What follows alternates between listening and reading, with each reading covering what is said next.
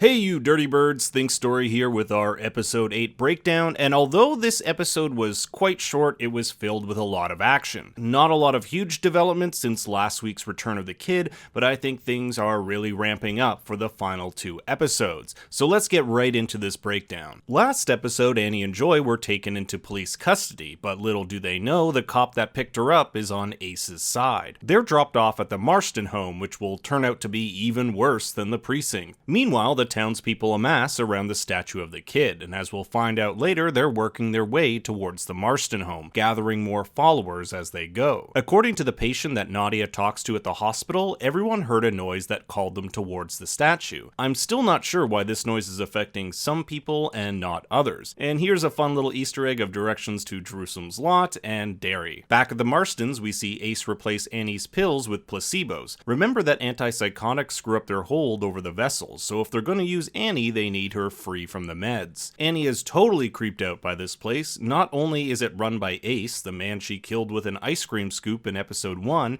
it's also where she emerged and saw 2 people messing around back in episode 2. This is also where she'll begin hearing voices, and it's not the schisma or the voices compelling the townspeople, it's of her mother, the same one who tried killing the both of them years ago. It seems being off these meds bring her mother out. The mother wants her to kill Joy in an effort to make her clean. We get a glimpse of Chris and Valerie looking at one of the paintings with several buildings on fire. We can assume this is a portrait of what's to come in the future. Remember last episode we saw this ominous painting of an angel overlooking a burning city, likely Castle Rock. The French spirits have cut off communication with the outside world. Nadia can't even get reception on her phone. She's visited by Chris, who's under the control of a spirit named Bertrand, who attacks her, but Nadia's stethoscope powers are too strong. Back at the Marston home, Valerie uncovers a series of Joy's drawings depicting a woman trying to save another over the side of a cliff. The first thing we notice is the style of drawing is much like Amity's. This revelation later makes Ace think Joy, not Annie, is the better vessel. After all, she is clean and undefiled by poisons and drugs. Remember way back in episode 3 that Joy heard the schisma on Castle Lake when no one else did, meaning that she, like Amity and Henry Deaver last season,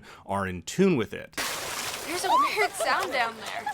The picture is most likely that of Annie trying to save Joy over the cliffs at Castle Lake, the same cliff where Amity found the kid and where Henry Deaver pushed his dad. In the film Misery, there's no mention of Joy, suggesting that this may be where Joy dies at the end of the season. They're also wearing period clothing, likely from the 1600s. Now, I doubt they'll be going back in time, but my best guess is that during Ace's ceremony, they'll be fitted with clothes from the 1600s. The other odd aspect of the picture are the legs.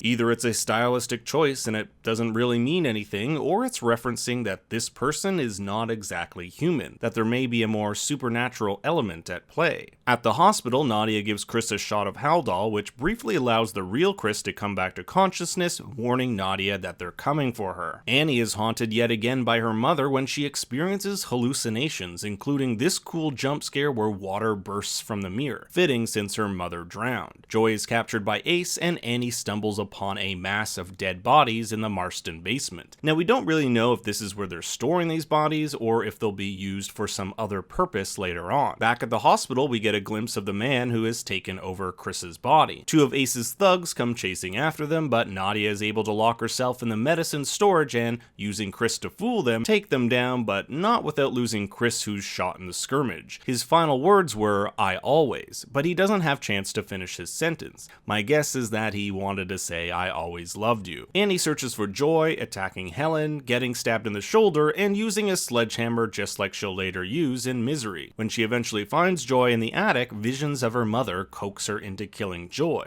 but she overcomes this, venturing out of the house where all the townspeople have congregated. As they make their escape, the crowd suddenly begins to move, and Joy is lost in the shuffle, accidentally locking eyes with the statue, which puts her under its control. That's basically the episode. Nothing too major aside from the reveal that Joy will be taking over as the vessel. I'm hoping the next 2 episodes provide us with more answers, as there are still a ton of mysteries that have yet to be solved. Thanks for tuning in. I hope you'll give this video a like and subscribe for more Castle Rock videos, and leave your thoughts and theories about the show below.